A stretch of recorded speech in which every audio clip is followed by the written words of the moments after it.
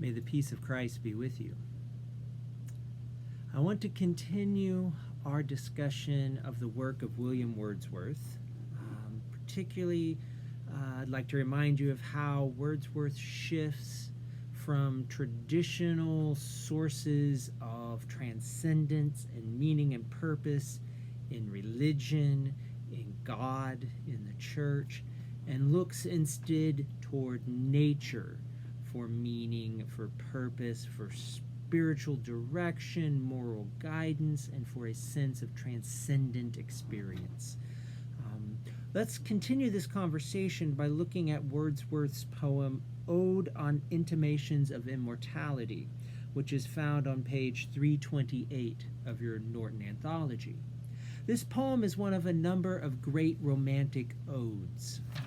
An ode is a poem written in a particular kind of mood of praise or devotion to a particular object or person, often expressing effusive emotion, outpouring of emotion. And remember that Wordsworth's definition of poetry is emotion recollected in tranquility.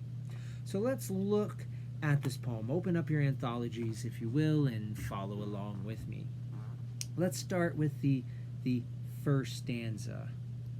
He says, first he quotes from his own poem, "The child is father of the man, and I could wish my days to be bound each to each by natural piety," which is a quotation from another of Wordsworth's poems. And he starts this poem with it because in this poem he will tie nature to childhood, right? So for Wordsworth, childhood is a very important time, and it's really Wordsworth and other romantics who start the modern conception of childhood as an age of purity, of innocence, a very different view of the child than you see in, for instance, Augustine's Confessions.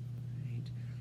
So for Wordsworth, childhood is a time in which you live at one with nature, right? And then, so for Wordsworth, adulthood is sort of like a kind of fall of man, right? Divorced of its traditional Christian meaning, right? And so really what the Intimations of Immortality ode is a version, a very non-orthodox version of Paradise Lost. So he starts, "There was a time," right? So this kind of feeling of nostalgia already at the beginning. "There was a time when meadow, grove, and stream, the earth and every common sight, to me did seem apparelled in celestial light, the glory and the freshness of a dream. It is not now as it hath been of yore. Turn wheresoever I may, by night or day, the things which I have seen, I now can see no more." So he's lamenting this kind of separation from nature that adulthood brings. In the second stanza, he continues this.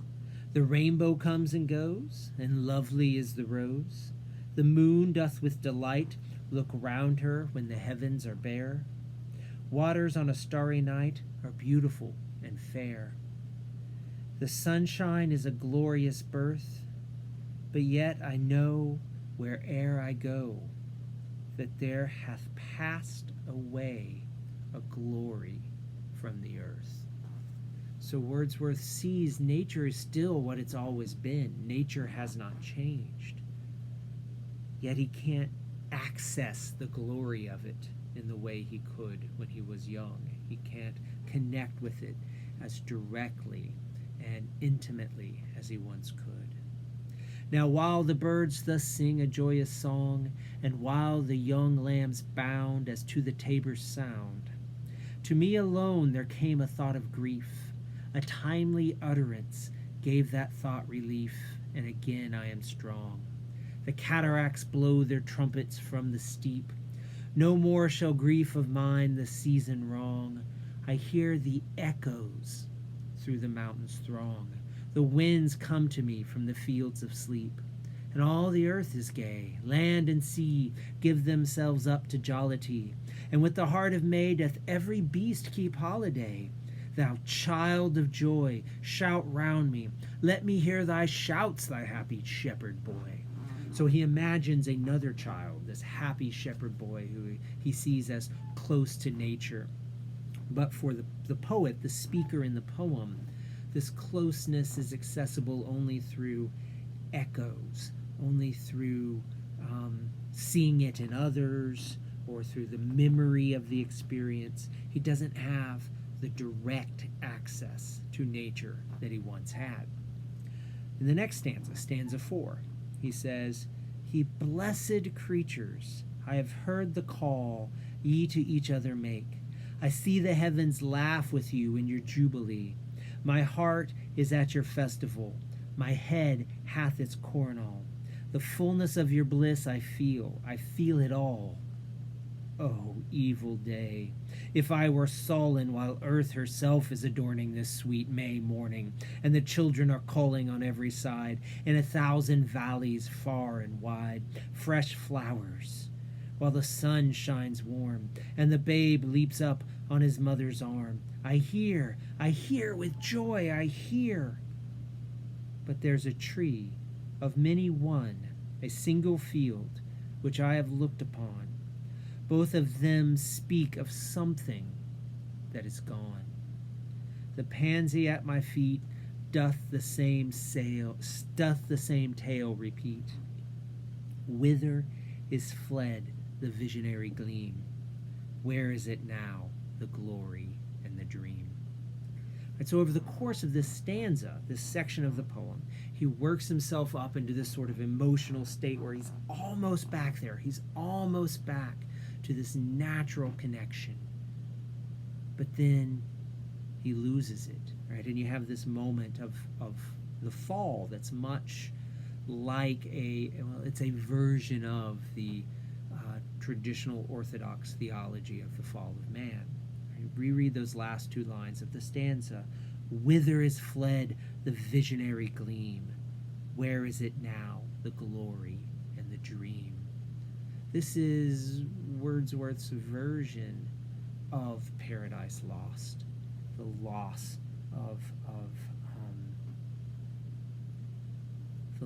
of that closeness with nature.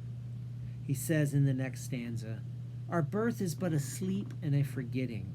The soul that rises with us, our life's star, hath had elsewhere its setting, and cometh from afar, not in entire forgetfulness, and not in utter nakedness, but trailing clouds of glory do we come from God who is our home.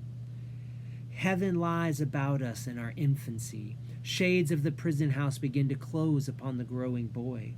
But he beholds the light, and whence it flows, he sees it in his joy. The youth who daily farther from the east must travel, still is nature's priest, and by the vision splendid is on his way attended. At length the man perceives it die away and fade into the light of common day." So in this part of the poem, he blends God and nature. He says God, he means nature, and then he comes right out with it when he says nature's priest, right? And he imagines nature as having a priesthood, and the priesthood of nature is youth, children, right? And he says, as the boy grows, the prison house begins to grow around him. Growing up is a kind of fall. There's a real kind of Peter Pan mentality at work here. And he says, the child has the vision, but the man, right, same person as child as man, right? You see it as a child, and then as a man, you see it die away, and you're locked up in common life. Stanza 6. Earth fills her lap with pleasures of her own.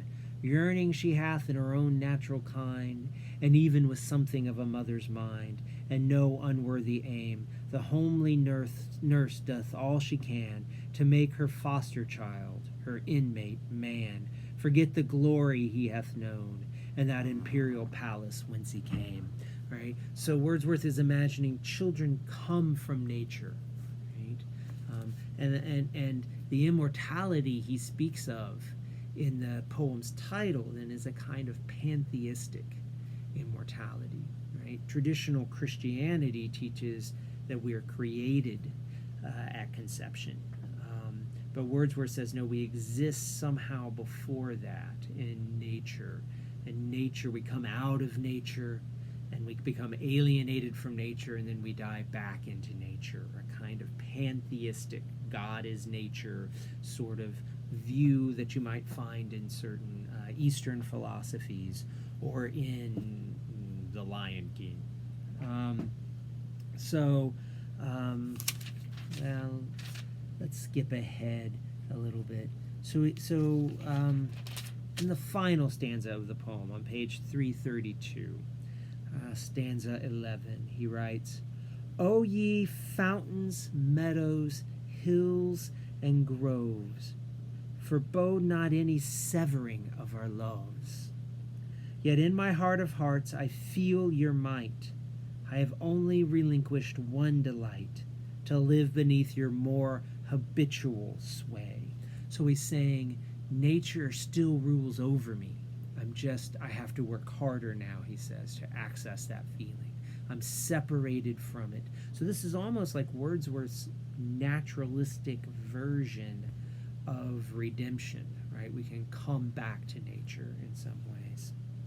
I love the brooks which down their channels fret, he continues, even more than when I tripped lightly as they. The innocent brightness of a newborn day is lovely yet. The clouds that gather around the setting sun do take a sober coloring from an eye that hath kept watch o'er man's mortality. Another race hath been, and other palms are won. Thanks to the human heart by which we live, thanks to its tenderness, its joys and fears.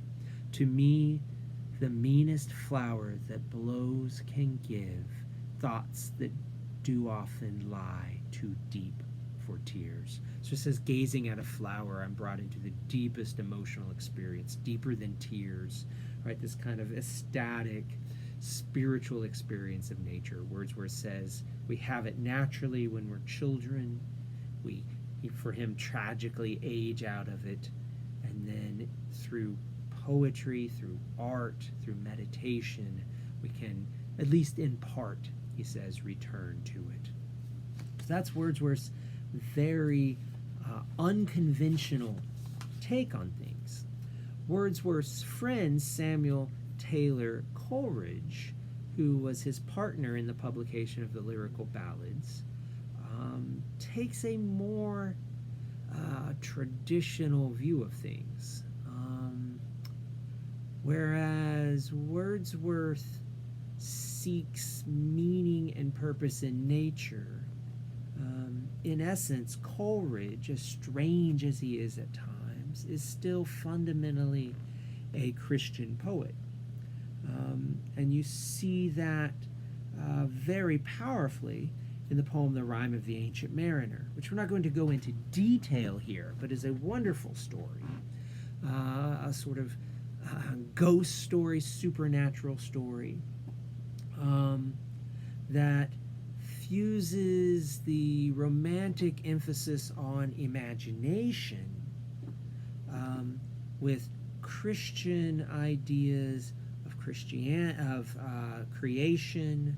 of redemption, and so really Coleridge in poems like The Rime of the Ancient Mariner is a direct predecessor to J.R.R. Tolkien's Lord of the Rings and to C.S. Lewis's Chronicles of Narnia, right, in which he kind of imagines a nature that is not sacred like it is for Wordsworth, but that is sacralized, that is anointed by God, right? That is not God himself, right? For Wordsworth, nature and God cease to be distinct. For Coleridge, like for Tolkien and Lewis, they're very much distinct. but nature matters because it's created by God. And so you see that in the Rhyme of the Ancient Mariner, which in its basic story is a poem about redemption. Right? The mariner delays a guest as he seeks his redemption in telling his story. The story of how he, through lack of imagination, through failure to see nature as meaningful, in the same way that it was meaningful in Dante as a book of nature written by God, and thus, because he failed to see that, he shot the albatross. And it's when he learns to bless the sea snakes, to see that the Lord God made one and all, that he's finally redeemed, that he's finally brought home. And then we see a kind of penance. He must tell his story, right? And so there's a kind of path to a redemption that's very much a traditional kind of redemption in Coleridge, but he's guided toward that redemption by God through nature and through art, right? Through the sea snakes, through blessing them, through seeing them as creatures, and then through telling his story. He stoppeth 1 and 3, Coleridge says, to tell his story. For Coleridge, imagination is a kind of tool of redemption, a thing God uses to redeem us. And this is what's romantic about Coleridge, right? He says, no, it's not just, we don't know God by reason alone. We can know God partially through reason, but partially we also know God through imagination, right? We read the Gospels and we know not just what Jesus says, but we also picture Jesus. We imagine being there. We think about it. We dwell on it in ways that gives us a kind of access to the story we wouldn't have without imagination. So that's Wordsworth and Coleridge, the first generation of great English Romantic poets.